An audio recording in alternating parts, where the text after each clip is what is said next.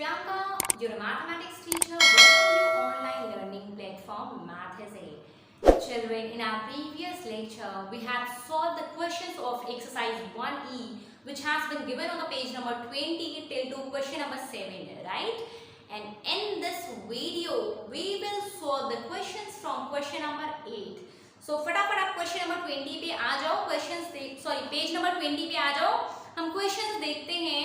The question number 8 is right any 6 digit number, किसी भी 6 digit number को लिखो and reverse the digits to get another number, find which the two numbers is greater, right.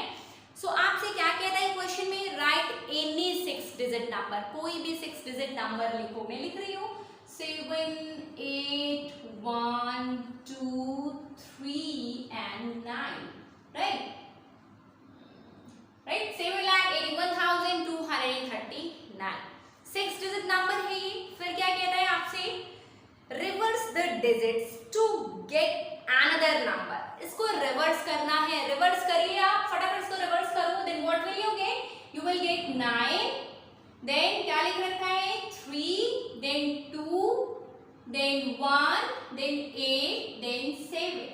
Put the commas. अब आपसे क्या कहता है, reverse कर दिया मैंने इसे. Find which of the two numbers is greater. Which of the two numbers is greater? इन दोनों में से कौन सा नंबर बड़ा है? तो आप बिल्कुल बता सकते हो.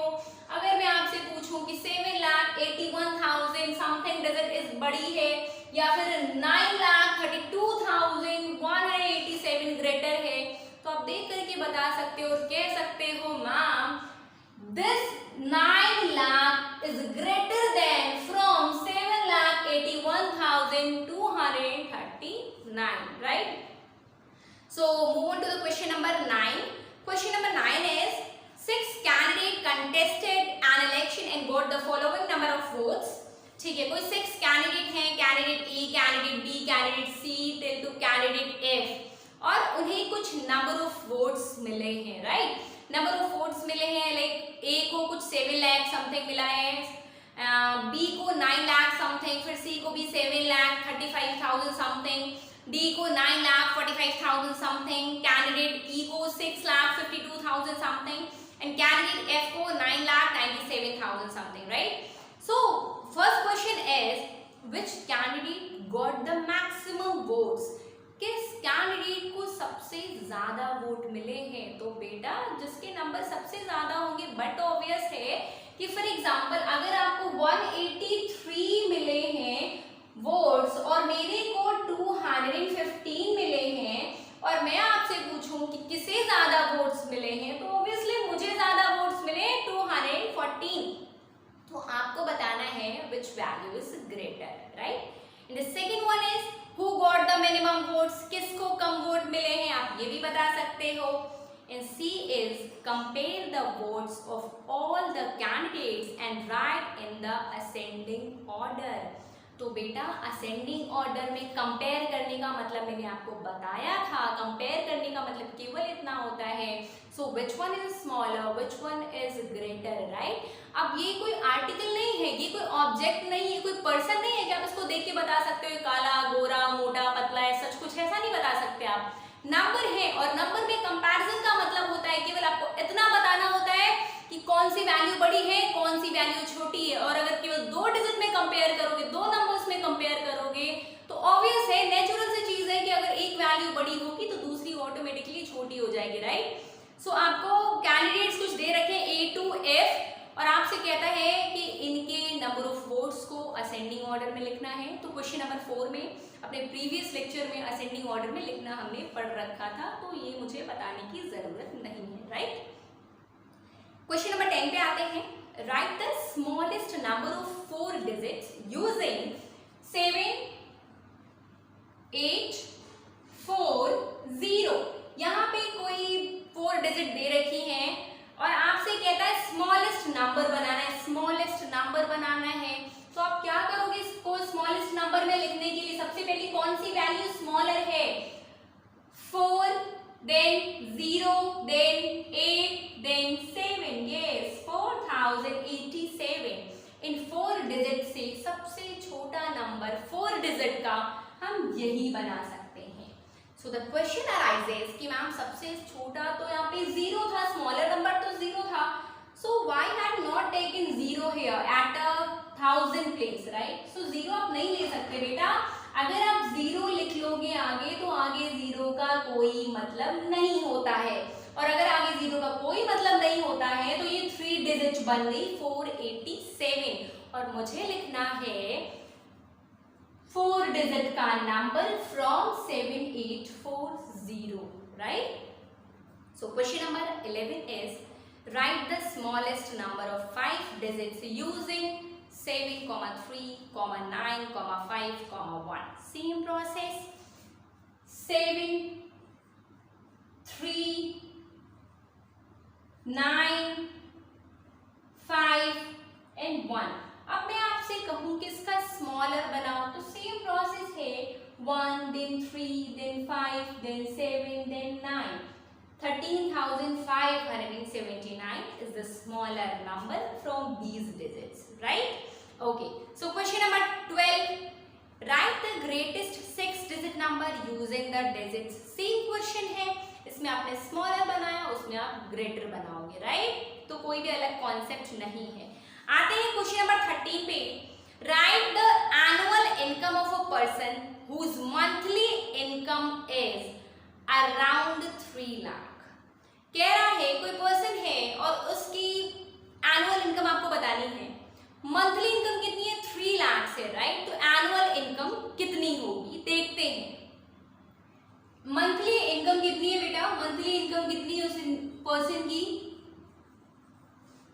मंथली इनकम दे रखी है आपको, कितनी है? 3 लाख है, राइट? 3 लाख है। और आपसे क्या कह रहा है? You have to find out the annual income of a person. Annual income मतलब पूरे साल की कितनी इनकम होगी। तो आपको पता है अगर 1 मंथ में, एक महीने में वो 3 लाख रुपीज अर्न करता है तो 12 मंथ्स में क्या कितना अर्न करेगा? सो annual income, annual income of a person is equals to, what will you do? You will multiply, right? So 3 lakh multiply by 12. What will you get? बताओ फटाफट मेरे को, आपको क्या मिलेगा? क्या मिलेगा बेटा? 36 lakhs, right? So 36 lakhs उसकी क्या हो जाएगी? एनुअल इनकम हो जाएगी। कब? अगर उसकी मंथली इनकम 3 lakhs की होगी, राइट? सो अभी आते हैं क्वेश्चन नंबर 14 पे। क्वेश्चन नंबर 14 क्या कहता है? Estimate the sale amount of a mall which has 73 shops and the minimum sale is around ₹81,000 per shop, right? सो देखते हैं इस क्वेश्चन को कैसे सॉल्व करेंगे। So what has been given here, number of shops in a mall, number of shops in a mall is equals to what? Is equals to 73, right? फिर आपको क्या दे रखा है? And the minimum sale is around ₹81,000 per shop. Per shop what? Per shop minimum sale is equals to ₹81,000. So question क्या कहता है? Estimate the sale amount of a mall. तो अब आप बताओ कि मॉल की सेल अमाउंट कितनी होगी, राइट? और उसको एस्टिमेट कैसे करना है ये आप इस वीडियो के डिस्क्रिप्शन में जाना, वहाँ पे राउंड ऑफ करना, एस्टिमेशन करना बहुत ही अच्छे से बताया गया है, जिसे आप बहुत ही क्लियर वे में समझ सकते हो, राइट? सो अभी आते हैं, आपसे कहता है कि उसकी सेल अमाउंट कितनी होगी। एक मॉल में नंबर ऑफ शॉप्स है 73 और एक शॉप से कितना अर्न करता है 81,000। सो टोटल कितना अमाउंट अर्न करोगे आप? 81,000 from a mall, 81,000 multiply by 73, what will you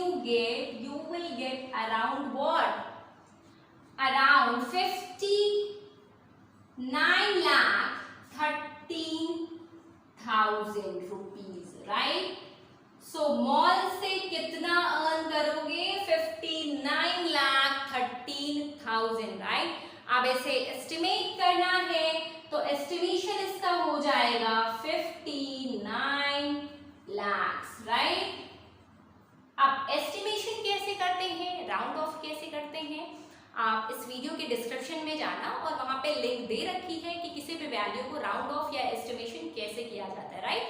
आप वहां पे वीडियो देख लोगे, आपको ये कॉन्सेप्ट बहुत ही अच्छे से क्लियर हो जाएगा कि यहाँ पे 59 lakhs कैसे आया। चलिए क्वेश्चन नंबर 15 पे आते हैं, that is the last question of this exercise. Estimate the population of your city and right in words. तो आप जहां भी रह रहे हो आप अपनी सिटी की पॉपुलेशन लिखना कि कितनी पॉपुलेशन है आपकी सिटी की, और फिर उसे वर्ड्स में लिखना एस्टिमेट करके, राइट। मींस आप जो भी पॉपुलेशन होगी, लाइक अगर 24,14,000 कुछ ऐसा होगा, या फिर 15,34,642 कुछ ऐसा होगा, तो आप उसे सबसे पहला काम एस्टिमेट करना और एस्टिमेशन के बाद उसे वर्ड्स में लिखना, राइट। और एस्टिमेशन करना मैंने आपको फिर बताया है कि इस वीडियो के डिस्क्रिप्शन लिंक में मिल जाएगा। So I hope you clear this questions. We have successfully completed the exercise 1E, right.